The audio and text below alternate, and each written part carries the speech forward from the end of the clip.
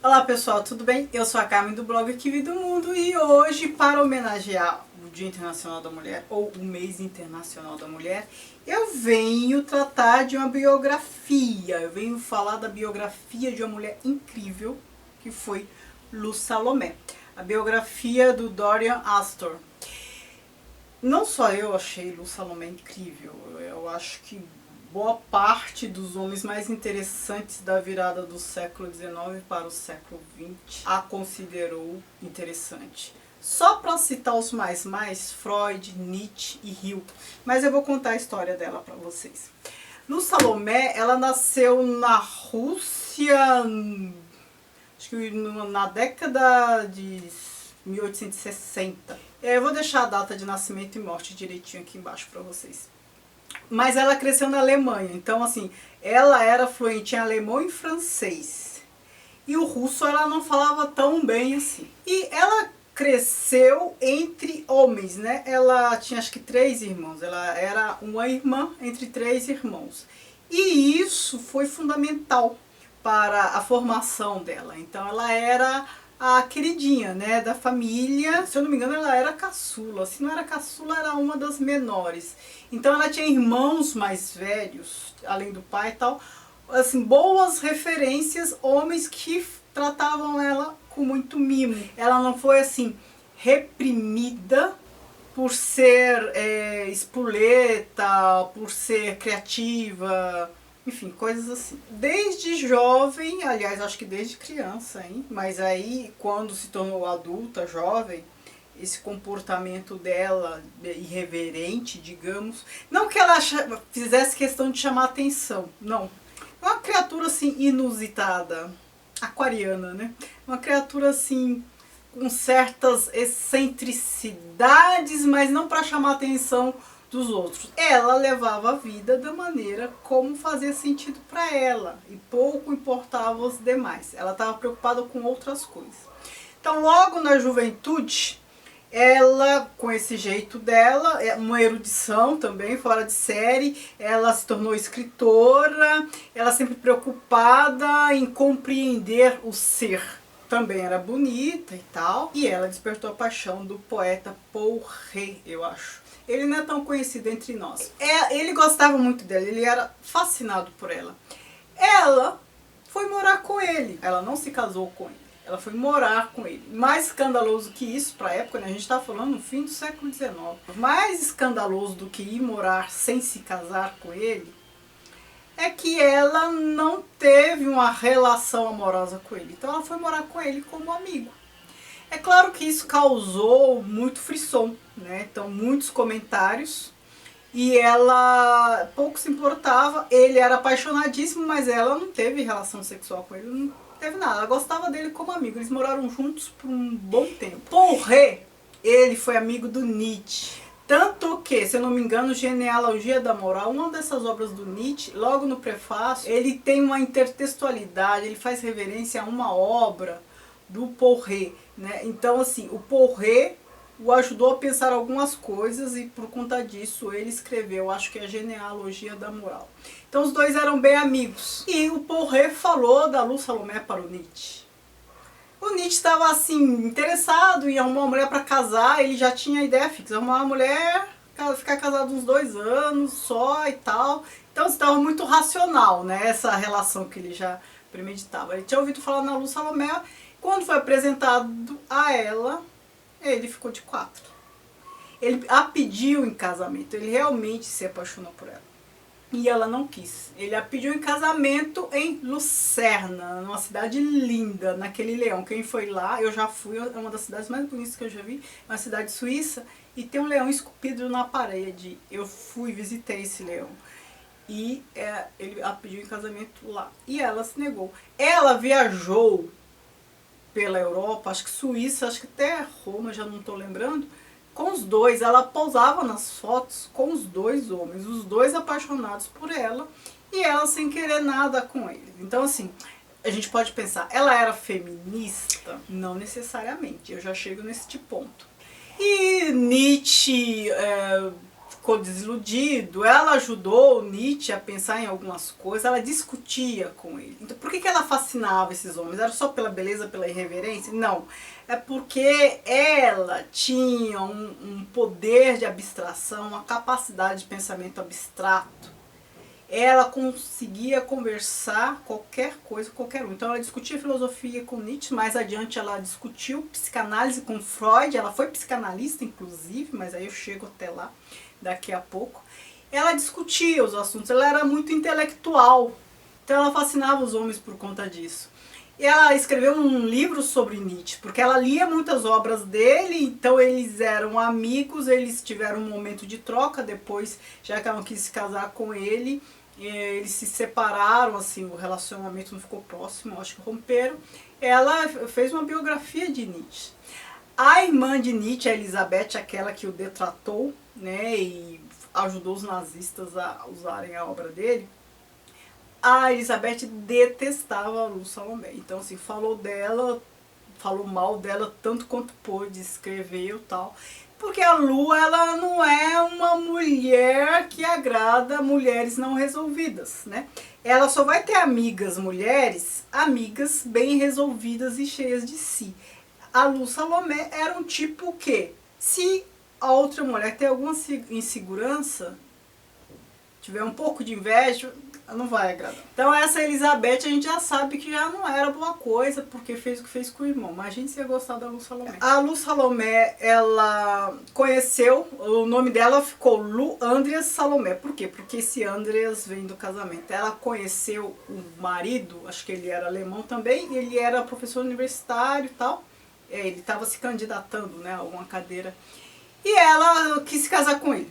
Isso fez com que o Paul Ré ficasse assim em frangalhos, porque ela não quis se casar com ele, o Ré, mas quis se casar com outro. Então, assim, se ela não quisesse se casar com ninguém, era mais aceitável. Mas ela quis se casar com o fulano lá, o Andreas. Se casaram tal. Ele também admirava muito, né, toda a intelectualidade dela, mas ela não, a princípio ela não queria ter relações sexuais com ele. Então, assim, como ela não deixou muita coisa escrita, não dá pra saber se ela ficou muito tempo sem se relacionar sexualmente com os homens. Mas no princípio ela se recusava. Então isso deixou o marido doido. Doido de raiva, porque ele não achou que isso fosse acontecer. Então ela não teve nada com Paul Ré e se casou com o Andreas e também não teve nada. A princípio, não sei se teve depois. Como não há escritos sobre isso, as cartas dela não deixam nada, assim, não deixam a gente vislumbrar nada, não dá pra saber. Mas ela teve uma vida sexual muito agitada depois, né? Neste começo ela pregava a castidade, mas depois ela teve uma vida bem agitada. Se eu estou falando que ela teve uma vida bem agitada, vocês já podem pressupor que ela teve um casamento aberto, né? Então ela se envolvia com outros homens, viajava com outros homens pela Europa e o marido lá tinha as coisas dele. O marido inclusive engravidou a empregada deles. E ela não, ficou muito chateada, magoada com o marido por conta disso. E ela acabou amadrinhando, né, a filha do marido. E essa moça inclusive cuidou dela no final da vida e tal. A Lu Salomé conheceu o Rilke. O Rilke era bem mais novo que ela. Então ela o conheceu quando ela já tinha uns 30 para 40 anos e o Rilke 20 e pouquinho. Então ele era jovenzinho. Mas ele já era poeta. O Rilke, eu preciso falar mais dele aqui. Ele é um dos meus poetas favoritos. Eu citei isso naquele vídeo sobre meus poetas favoritos. Eu acho que não é muita gente que conhece. Eu preciso fazer o que esperar de Rilke, mas eu preciso reler algumas coisas dele. Ele é famoso por aquele livro Cartas a um Jovem Poeta. Ele acho que é mais famoso aqui no Brasil por conta daquele livro. Mas o Rilke estava no começo de carreira super inseguro, mas ele ficou fascinado por ela. E ele teve um caso com ela. É sabido que eles tiveram um caso, eles viajavam juntos, né? O marido recebia ele em casa. É uma coisa muito difícil da gente entender, né? Ainda mais para a época. Eles viajaram para a Rússia, a Lu Salomé e o Rilke, eles encontraram Tolstói, não tiveram boa impressão do Tolstói, os dois aprendendo russo juntos, literatura russa, porque ela era russa, só que ela não foi criada na Alemanha, então não conhecia tão bem. Eles tiveram caso por um bom tempo, até que romperam.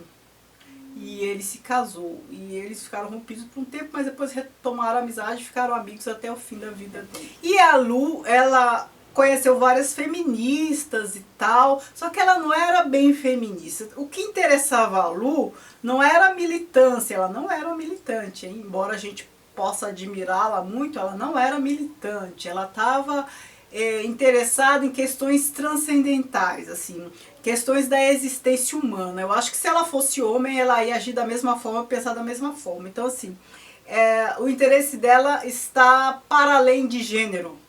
Então, não importa se homem ou mulher. Mas ela conheceu várias feministas, e alguns feministas até acusaram ela de ser conservadora, porque assim, ela apoiava o feminismo porque o feminismo se a gente analisar bem, é voltado ao bem-estar do ser humano. O ser humano é a mulher por quê? Porque em relação ao homem ela está em desvantagem. Mas é a mulher enquanto ser humano, não por ser mulher apenas. Por isso que eu estou falando que ela não é feminista. Se fosse o homem sofrendo alguma questão, gênero masculino, eu acho que ela defenderia, discutiria também. É o ser humano que a interessa. O ser humano podendo desenvolver todas as suas potencialidades. Então, o mistério da existência, essas coisas. Ela era poetisa, ela escrevia vários livros, romances e tal, ela era conhecida por ser escritora. E ela conheceu várias pessoas interessantes, teve vários casos. Ela viajava com outros homens pela Europa, então ficava em viagem,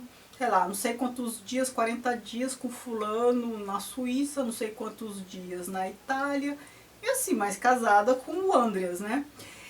Até que ela conheceu Freud. Freud se interessou muitíssimo por ela, eles foram grandes amigos, ele não tinha interesse sexual por ela. E ele deixa isso bem claro. Mas ele a admirava tremendamente. Ela começou a fazer parte dos encontros dele, de psicanálise. Ela ficou muito interessada em psicanálise, começou a estudar. Ela começou a atender clinicamente. E o Freud pedia ajuda dela para as questões femininas, que ele não conhecia tão bem. Então eles discutiam, ela ajudava ele a pensar algumas coisas. Depois ela se aproximou também da Anna Freud, a filha do Freud, que cuidou dele até o fim da vida. E ela ajudou a Anna Freud a se desenvolver na psicanálise, porque a Anna Freud ela se especializou em psicanálise para crianças, numa linha diferente da Melanie Klein. Mas a Anna Freud só se tornou esta grande profissional da área graças à ajuda da Salomé, da Lu Salomé. Isso fica evidente, elas trocavam cartas da Salomé, a orientava, tal. Então ela ajudou pai e filha, mais a filha ainda do que o pai. Ela participava da sociedade de psicanálise e tal. E aí a gente já está no momento que veio a guerra, a Primeira Guerra. Ela morreu em 1937. Então já tinha ali o nazismo, já estava tomando conta, Hitler já tinha assumido. Mas ela não chegou a presenciar a Segunda Guerra Mundial. E não há nada nos escritos que ela tenha deixado que possa associá-la à teoria nazista, embora algumas pessoas tenham levantado dúvidas. O que acontecia é que ela defendia a Alemanha, acreditava no povo alemão. Mas isso nada tinha a ver com o nacionalismo, o nacionalismo de Hitler, sabe, de raça ariana, essas coisas todas. E assim, ela era chamada a se defender muitas vezes, porque a Elizabeth, né, a detratava, a irmã do Nietzsche, e ela era chamada a se declarar, e ela se negava, ela simplesmente não se manifestava. Até que ela faleceu com poucos dias antes de completar, acho que 74 anos. Então assim, pensem que é uma mulher sui generis. Então, hoje em dia, uma mulher como ela, com este comportamento, com essa contribuição, já chamaria atenção. Imagine na virada do século XIX para o século XX. A gente está falando de 100 anos atrás, né? Ela morreu em 1937, mas ela já se destacava, já era famosa assim no seu meio, já em 1900 mais ou menos. E é impressionante como uma mulher pode fascinar tantos homens importantes assim. É claro que nem todos tinham interesse sexual, mas a admiração estava nos olhos de vários deles. Assim, ela teve, como eu falei, ela teve caso com vários. Uma coisa que me intrigou nessa história toda foi por que ela se casou? Por que ela simplesmente não se relacionou com outros homens, né, com vários homens? Ela fez isso casada, mas por que se casou? Eu não entendi o casamento dela. Então ela não era apaixonada pelo marido, eu não sei por que ela se casou. Assim, pra mim não ficou claro. Pra mim é algo que não faz muito sentido na biografia dela. Mas ela ficou casada com o Andreas até ele morrer. Então assim, eles se casaram e se mantiveram. Cada um com a sua vida. Não é que eles desgostassem, se odiassem, mas cada um tinha a sua vida paralela. E, enfim, é uma mulher assim pra gente parar, pensar e admirar. E essa biografia desse autor, ela é muito boa porque ela traz trechos de cartas. Então, ele faz uma análise documental, traz cronologia e ele conta, e isso é curioso, hein? Por tratar de pessoas famosas, os homens com os quais ela se relacionou acabam sendo mais famosos que ela, principalmente Nietzsche e Freud. A gente conhece muito da vida deles por meio da biografia. Então, assim, em muitos momentos muitos trechos a gente tem a impressão de que a biografia é dos caras e não dela. Mas como são famosos, como são importantes, ele conta um pouco da vida deles e como a vida dela se entrelaça com a vida deles em determinado momento. É bem curioso isso, eu achei muito bem feito, tem uma cronologia no final. Só faltaram fotos. Agora eu também não sei se é porque eu tô com a versão no Kindle, né, a versão eletrônica, mas também, assim, eu acho que ela não devia ter muitas fotos, né, se bem que já tinha inventado a câmera fotográfica, mas enfim, faltaram fotos aqui. Só isso. No mais, eu não tenho o que dizer de ruim dessa biografia. Eu já falei pra vocês que eu não sou muito fã de biografias, né, porque eu sempre acho que estão querendo construir imagem e tal. Me interessa mais a biografia de pessoas que já morreram há muito tempo. E aí o escritor, o autor da biografia, consegue ter acesso a cartas, fazer análise, como se fosse historiografia. Aí eu gosto mais. Me digam se vocês já conheciam Lu Salomé, o que vocês acharam dela, se ficaram interessados em saber mais dela. Conta aqui embaixo. E feliz Dia Internacional das Mulheres, ou feliz Mês Internacional das Mulheres, porque eu não vou publicar esse vídeo no dia 8. Então, feliz Mês Internacional das Mulheres para todas nós. Muito obrigada por assistir e não se esqueçam de se inscrever no canal e de me seguir nas redes sociais, o Que Vi do Mundo, Instagram e Facebook, que é a página do blog. Obrigada, beijos e tchau, tchau.